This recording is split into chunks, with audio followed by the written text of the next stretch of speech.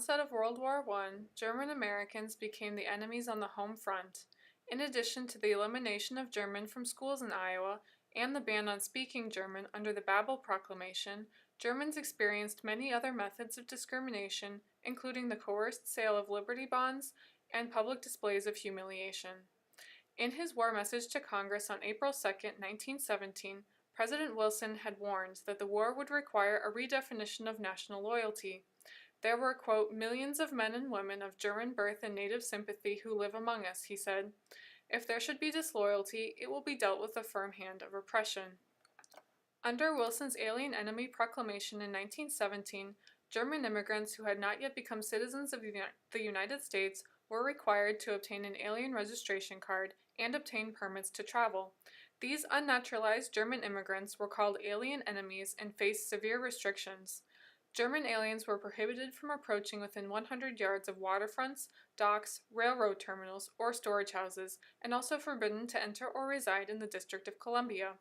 An alien enemy was also not allowed to be found on any ocean, bay, river, or other waters within the United States, forbidden to fly in airplanes, balloons, or airships, and to enter the Panama Canal Zone. These restrictions forced thousands from their homes in Washington, D.C. alone, but Germans across the country, including in Iowa, also needed to have registration cards. This card, for example, belonged to Rosalie Knopp in Amana, Iowa. Congress passed the Espionage Act in 1917 and the Sedition Act in 1918. Under the Espionage Act, officials had the authority to ban newspapers and magazines, as well as threaten individuals who were convicted of obstructing the draft. Those convicted could face fines up to $10,000 and 20 years jail time. The Sedition Act banned the use of, quote, disloyal, profane, scurrilous, or abusive language regarding the Constitution or the government. In total, 2,100 people were prosecuted under these two acts. In Iowa, E.R. Moore and his deputy Mike Healy in Cedar Rapids were reportedly two of the most active U.S. Marshals in the country during the 19 months of war. In August 1917, they made their first round of what they called slacker roundups, touring 20 towns mainly in Tama and Benton counties. A slacker was a term used against people who were not fulfilling their American duty during wartime. Their arrests included Joseph Kibberts, a farmer in Monticello who, according to the marshals, admitted that he was a slacker and was subsequently held under a $10,000 bond in Cedar Rapids. In each town, they reportedly rounded up 4 or 5 men thought to be pro-German who were accused of speaking unfavorably about the president and the United States. The purpose of the tour was to put a damper on talk against the war, and because of the vague language of the Espionage Act and Sedition Acts, arrests with harsh sentences were frequently made. German newspapers were accused of being too sympathetic to Germany and disloyal to the United States, and anyone using the German language was regarded with suspicion. Many German Americans, seeking to prove that they were neither spying for Germany nor endorsing the German war effort, stopped speaking German, bought Liberty Bonds, and supported charities like the Red Cross to show their patriotism. Roy Strobane, a farmer in Buckingham, Iowa, was one victim of public humiliation. He awoke one morning to find that his cows had been painted yellow, the color of the slacker, the pro-German. Rumors circulated in town, which Roy addressed in a letter to the local newspaper.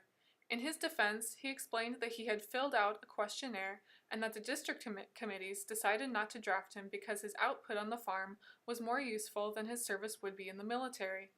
In addition, he asserted that he would have gladly fought in the war if drafted, and that he fully supported and gave money to both the YMCA and the Red Cross. And he bought his full quota of Liberty Bonds, saying, quote, I have been proud of my American citizenship at all times, and have always been willing to support the government with service or money, and in every other kind of support in whatever capacity the government sees fit to name, and to the extent of my ability. Painting personal property yellow was a common method of labeling and publicly humiliating people who were accused of being slackers. The Monticello Express in November 1917 reported on 2 accounts of public humiliation against alleged slackers. In Sioux City, a German theater owner had blotches of yellow paint covering the walls, post, and ticket office, and in the foyer of the theater. Inscriptions written on the wall read, Back to Germany for Weil, the slacker in this country of patriots, and German favoritism, not a drop of patriotism, in addition to others. Another man in Menlo, Iowa, an alleged pro-German who refused to buy a Liberty Bond, had huge black letters written across his house saying, "Buy a Liberty Bond, you slacker, the man without a country." During the first two Liberty Bond drives in 1917, Iowans hardly bought any. There was a large population of people who lived in rural areas, making them harder to contact for purchase, and there were also many people who were against the war. With the change in behavior during the third, fourth, and fifth Liberty Loan campaigns, intimidation and extra-legal coercion spread into every community across Iowa. The Pella Chronicle ran a section of Liberty Loan slogans in preparation for the fourth Liberty Loan campaign, including Liberty bonds or German bondage, come across or the Kaiser will.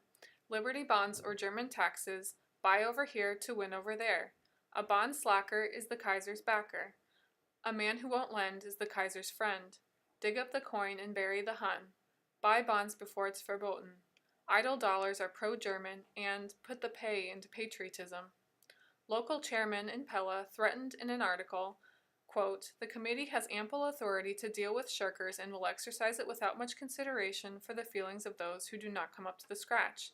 It is no time to quibble with disloyalty, and disloyal is exactly the status of a man who shirks his financial obligation to the government just as truly as of the military slacker." Although pressures to buy Liberty bonds were not specifically targeted towards German Americans, they obviously felt the weight of the public opinion more than the average citizen. District chairman in the fourth Liberty Loan campaign received these instructions: watch for disloyal remarks and report every instance, since every derogatory rumor or report was inspired by German propaganda and that German money was paying for the starting of these rumors. Citizens who refused to buy Liberty bonds were forced to appear before a slacker court. There were many slacker courts in Iowa with different titles. Johnson County had a loyalty league, Sioux City an incognito military court, and Cedar Rapids had a loyalty court. The coercers were so successful in collecting bonds during the third, fourth, and fifth campaign, partly through propaganda which enraged public opinion, as well as through state leadership which encouraged vigilantism and mob-style intimidation. Pro-Germans continued to be charged with seditious remarks, failure to buy bonds, or donate generously enough to various fund drives. Conformity and attendance at these courts was often bound by fear, and slacker courts operated regardless of their questionable legality. Churches were also intensely watched during World War I to catch instances of seditious remarks. Oftentimes, undercover agents would attend German Mass to check if the pastor was encouraging a pro-German sentiment in his sermon. Two well-known cases in Iowa were John Reichart of Loudon, Iowa, and Wilhelm Schumann of Pomeroy, Iowa. Reichart was accused of supporting the Kaiser during his sermon when he encouraged his congregation to respect German cultural traditions, even if the Kaiser was wrong-headed and mistaken. He cautioned not to believe everything found in English newspapers and also to read German newspapers for both sides of the story. Schumann was accused of discouraging people from buying Liberty bonds and encouraging people from avoiding the draft. Before a verdict could happen in either case, mobs took action. Reichart was marched through town, forced to stand on a coffin representing the death of the Kaiser, and kiss the flag of the United States. Wilhelm Schumann had an American flag raised in front of his home, and his church burned to the ground under, quote, mysterious circumstances. These were only a few methods of discrimination and examples experienced by Germans and German Americans during World War I. The scope of anti-German hostility was so intense during this time period that German culture greatly diminished even to this day.